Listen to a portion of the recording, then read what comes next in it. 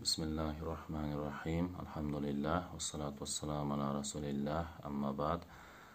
Allah Ta'ala şeksiz maqtolar Peygamberimizga Muhammed Mustafa sallallahu aleyhi ve sellemga anı bölösüne salam dualar olsun. Biz ikinci sağızda ulantabız. Tildin kesepetleri turalı. Төртүнчү kesepetine токтоло турган болсок, талашып тартышуу. Бул дагы шариятыбызда тыюу салынган, жактырылбаган амалдарга кирет. Пайгамбарыбыздын хадисинде ла тумари ахака ва ла тумазиху ва ла таидху мауидан фатухлифаху. Пайгамбарыбыз хадисинде bir tuğanına hiç kaçan karşı çıkpagın, ağa аны hiç kaçan şıldın kılbagın, sözüңdü ağa atkara albay turgan bir uadagı berbegin dep Peygamberimiz öz hadisinde aytып atat. Бул жерде дагы ошол каршы чыгуу, ошол адамдын сөзүндөгү же бир айтылган ойдун маанисинде bir тура эмес нерсени байкап ага каршы чыгуу. Мына ошол каршы чыгуу дагы шариятыбызда тыюу салынган нерселер экен. Ошондуктан хадисте айтып атат, ага каршы чыкпагын, аны эч качан шылыңдабагын деп. Азыр күнүбүздө бири-бирине каршы чыгып, аны шылыңдап, мына ушундай бири-бири менен жөнү жок талашып, тартышып, канча убакыт кетирген убакыттар дагы көп кездешип атат. Peygamberimizin hadisinde ma dalla kavmun ba'da en hadahumullahu illa an utul cedele. Bir kavim Allah Taala özlerine bir tuğra joldu bergen bolsa, hidayatın bergen bolsa, hiç kaçan bir kavimdu azgırbayt, adaştırbayt. Kaçan gana alar bir-biri menен talashıp tartışsa, uruşup жаңдалдашса gana deydi. Бул жерде дагы ошол ынтымактын, биримдиктин маанилүү экендиги, бири-бири менен жөнү жок талашып тартышуунун дагы зыян экендиги, анын натыйжасында дагы Алла Таала өзүнүн туура жолунан адаштырып коюусу тууралуу Пайгамбарыбыз хадисинде эскертип атат. Дагы бир хадисинде ла ястакмилул абдун хакыйкатал иман хатта ядал мираа ва ин кана мухиккан. Бул да өтө маанилүү хадис. Өзү акыйкатта болуп турган болсо дагы, өзү туура экендигин билип турган болсо дагы талаш тартышууну таштаганга чейин кул ошол пенде ыймандын акыйкатына жете албайт дейт. Демек, ыймандын акыйкатына жеткен адам өзү акылуу болсо дагы ошол талаш тартышып аткан бет маңдайындагы адамына унчукпастан сөзүн токтотуп, өзү туура болгон болсо дагы ошол жерде токтотушу тууралуу айтып атат. Билал ибн Саад мындай дейт: адам ушунчалык өжөр болгон болсо, өзүнүн айткандарын бербеген болсо, талаш тартышуучу, өзүнүн айткандарын жаккан, өзүнүн көз карашы гана жаккан адамды көргөн болсоң, ал сен ойлогон жок болуп түгөгөнү, ал акыретин уттурганы дей бергин деп бизге дагы бир акыл насаатын айтып атат. Ибн Аби Лайла дагы мындай дейт: мен досум менен, бир тууганым менен эч качан жөнү жок талаш тартышпайм.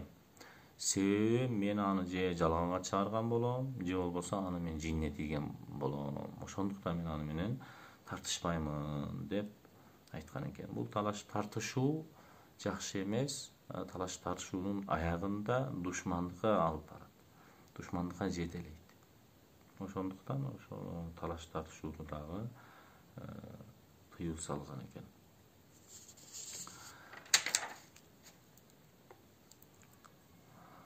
Эгерде Пайгамбарыбыздын хадисине токтоло турган болсок, мына ушул бирөө сага бир талаш тартышам же урушам деп жини келип сөгүнгүсү келип турган болсо дагы, сен орозо айында турганда да мен орозомун деп, мен орозолуумун деп айткан деп Пайгамбарыбыз хадисинде айтылгандай, сабырдуулук мына ошол маалда керек болот экен.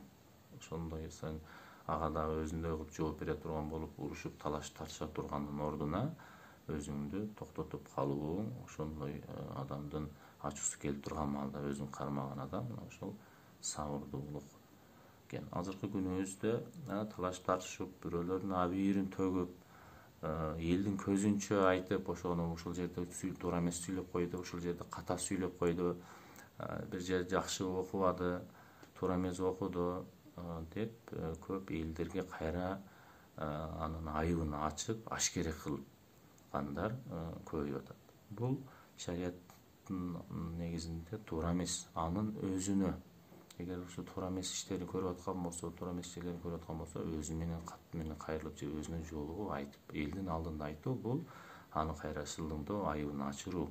Пайгамбарыбыз хадисинде кимде-ким бир адамдын айыбын жашырган болсо, кыяматта ал адамдын айыбын жашырат дейт. Ошондуктан биз мына ушул нерселерге дагы көңүл бөлүшүбүз керек. Өзүнө мүмкүн болушунча айтып, момундун күзгүсү, пайгамбарыбыздын хадисинде айтылгандай, бирибизге күзгү болуп беришибиз керек. Өзүнө гана күзгү болуп беришибиз керек. 5-чи кесепетинен апаттарынан бул душмандык. Мына азыркы ошо жана талашып тартышуунун натыйжасында душмандык келип чыгат. Ошонун аркасынан келип чыгат. Душмандык деген бул ошо бир мал мүлктү же бир кандайдыр бир акыйкаттыкты талак кылууда сүйлөөдө көрсөтүлгөн бир өжөрлүк, бир өчөшүү, атайын эле өчөшүү болуп эсептелет. Пайгамбарыбыз хадисинде инна абгадар rijali илаллахи аладдул хасму. Албетте Алла Тааланын алдында, Алла Тааланын даргөйүндө адамдардын эң жийиркенишке учураганы, эң жек көрүнгөнү Алланын алдында ошол жаман душмандык кылган, өчөшүп душмандык кылган деп пайгамбарыбыз хадисинде айтып отурат. Ошо кээ бир адамдар менин ниетим ага жана аны өчөшүү, мен анын максатын жоготуу, максатын жок кылуу. Эгерде мен анын мал мүлктү же бир нерсени алган болсом, андан мен аны чуңкурга таштап салам, кудукка таштап салам, мен ал мал мүлккө маалин деле бербейм. Менин негизги максатым ага жамандык кылуу, душмандык кылуу, ага өчөшүү деп айтышат да. Ошол дагы эң жаман нерсе. Бул шарият жагынан өтө тыюу салынган. Адамдын душмандык адамдын жанын сыгат, анын жинин келтирет, ачуусун келтирет, ошон өчөшүүнү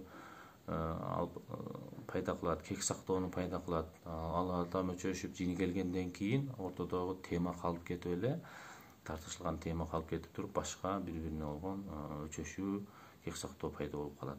Андан кийин ал анын намысына тире узатат. Бир жакшылык иш кылган болсо ага ич ачышат, бир жамандык бале келген болсо ага кошулуп күлөт, аны шылыңдайт. Мына ошондой душмандыктын акыбети ушунчалык даражага алып барат. Керек болсо ибадат кылып аткан маалда дагы, бир иш кылып аткан болсо дагы ошону кантип мат кылыш керек, кантип ага душмандык кылыш керек, ошол жөнүндө ойлонуп калат дейт. Ошондуктан талашып тартышуу, жөнү жок талашып тартышуу, анын аягында душмандык, бул өтө этият боло турган маселелерден. Анын ордуна дабасы, дарысы кандай дегенде пайгамбарыбыз Алла Таала вакулу линнаси хуснан деп Ниса сүрөсүндө бизге айтып атат. Инсандарга жакшы сөз сүйлөгүлө деп. Биздин макалдарда дагы таш менен урганга аш менен жооп бер дейт. Жакшы сөз жыланды ийинен чыгарат. Жакшы сөз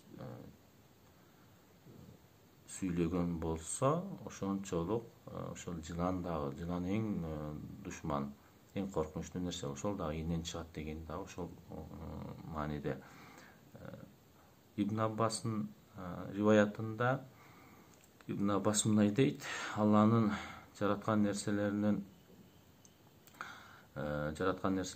бирөө сага салам берген болсо, отпарас болсо дагы анын саламын ал деген. Салам деген ага бир жакшы сөз сүйлөп атат.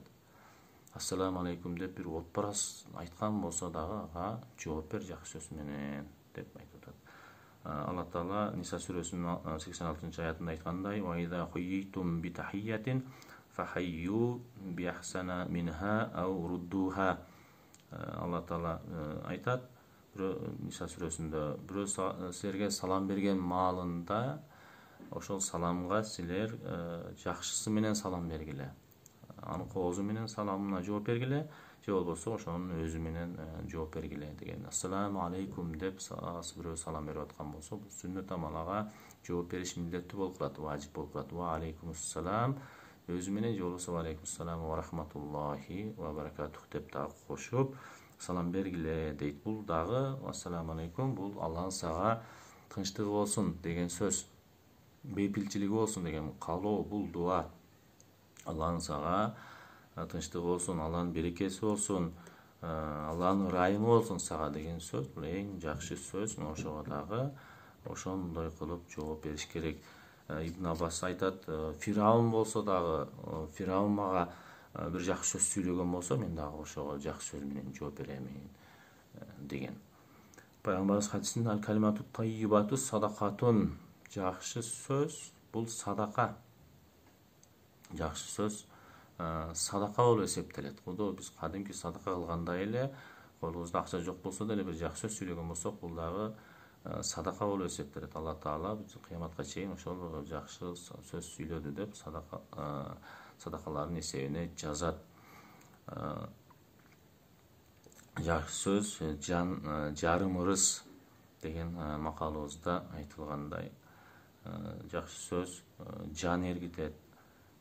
Ошол душмандык мындай дейт, ошол жакшы сөз адамдын денесиндеги бир бекинип жаткан бир кастыктарды, душмандыктарды жууп тазалайт, жибитет дейт. Бирөөгө бирөө душмандык кылып аткан болсо, ал адам ага келип жакшы сөз сүйлөй берсе, баягы жыланды ийинен чыгарат дегендей, анын ичиндеги душмандыктарын дагы жоготуп жибитет экен. Буну да хикмат ээлери айткан экен. Жакшылык бул эң жөнөкөй эле нерсе деп Азирети Умар айткан экен. Жакшы сөз бир жөнөкөй нерсе, баарынын колунан келет. Сүйкүмдүү жылмаюу жүз жана таттуу сөз деп Азирети Умар айткан экен. Дагы бир башка хикмат ээлеринен ошо Раббиңди каарына калтырбай турган, жинне тийбей турган, жана жанында отурган адамдарды бир жакшы жактыра турган бир жакшы сөздөрдү сүйлөөдөн эч качан сен сараңдык кылбагын. Ошону дагы сүйлөгөндөн эрикпегин, балким сен ошонун алдында жакшылык кылгандардын сообу сага берилип калат деп айтылган экен. Ошондуктан биз дайым жакшы сөз сүйлөгөндө эч качан сараңдык кылбай, дайым жылмаюу менен жакшы сөз сүйлөсөк, албетте соопко ээ болот экенбиз. 6-чы апааттарынан ооздорун шиширип сүйлөө, ооз көптүрүп сүйлөө. Бул жөнөкөй сүйлөө, жалпак тил менен сүйлөшүбүз, элдин деңгээлине жараша көркөм сүйлөп, же бир эл түшүнбөй турган сөздөрдү, терминдерди колдонуу, же болбосо бир орусча, кыргызча кылып, же бир аралаштырып сүйлөө. Бул дагы жакшы эмес. Ошол адабий тилде элдин деңгээлине жараша жалпак тил менен сүйлөсөк жакшы экен. 7-чи апааты жаман сөздөр, сөгүнүү, одоно, орой сөздөр, беймани сөздөр. Булар дагы тыюу салынган. Булдун сөз, ошол жаман сөз сүйлөнүп аткан болсо, сөгүнүп аткан болсо, демек анын табиятында, анын жүрөгүндө руханий тарабына бир көйгөй бар демек. Аллахнын элчиси буйрат: "Iyyakum wal fahsha fa inna Alloha ta'ala la yuhibbul fahsha wa la tafahhusha." Пайгамбарыбыз хадисинде этият болгула жаман сөз сүйлөгөндөн, этият болгула жаман сөз, бузуку сөздөрдү, адепсиз, ыплас сөздөрдү сүйлөөдөн этият болгула. Албетте Алла Таала ошондой ыплас, бузуку сөздөрдү, жаман сөз сүйлөгөндөрдү жактырбайт. мындайча айтканда жаман көрөт деп пайгамбарыбыз хадисинде айткан. Дагы пайгамбарыбыз ошо мушриктердин Бедир деген согуш болгон, ошо согушта өлгөндөргө жаман сөз сүйлөгөндөрдү кынаган. Алар сындаган. La tasubbu haulai fa innahu la yakhlusu ilayhim shay'un mimma taquluna wa la tu'dhuna al-ahya illa anna al-bada'a lu'mun. Ошол өлгөн адамдарга эч качан бир жаман сөз сүйлөбөгүлө, аркасынан сүйлөгөн нерселериңерден ошо тирүүлөрдү көңүлүн калтырган болосуңар, ошолорго азар берген болосуңар, аларды сүйлөгөн нерсеңер аларга эч качан жетип барбайт, сөккөн нерсеңер. Силер билгиле, жаман сөз ошол табияттын пасттыгынан, силердин өзүңөрдүн табиятыңардын начардыгынан болуп эсептелет деп, керек болсо өлгөн адамдарга дагы жаман сөз сүйлөөдү, аларга бир сөз тийгизүүнү дагы жактырган эмес. Аллахтын элчиси: "Лейсал му'мину бит-таани валал-лаани валал-фахши валал-бадии." Момундун сыпатын айтып атат. Момун мусулман эч качан бирөөнүн айыбын айтуучу эмес, бирөөдү каргоочу эмес, лаанат кылуучу эмес, адептүү сөздөрдү, жаман сөздөрдү сүйлөөчү эмес деп момундун сыпатын айтып атат пайгамбарыбыз. Момун чыныгы момун мына ошондой болуш керек экен.